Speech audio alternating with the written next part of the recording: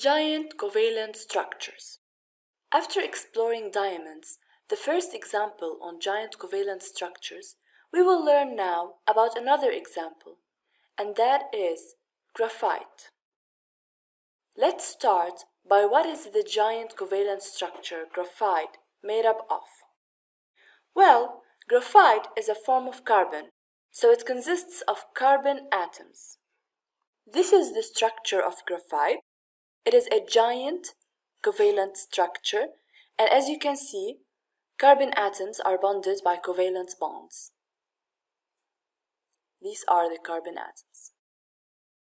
The atoms are arranged differently, and you can see that each carbon atom is bonded to 3 other carbon atoms.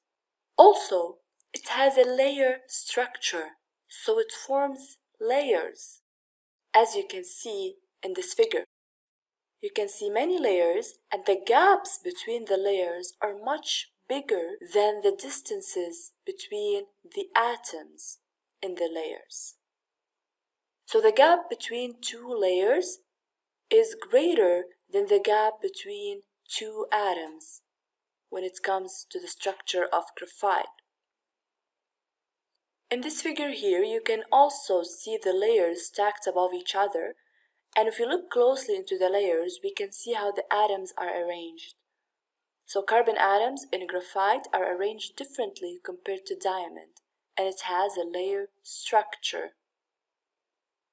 Remember, it's a form of carbon and it's a giant covalent structure.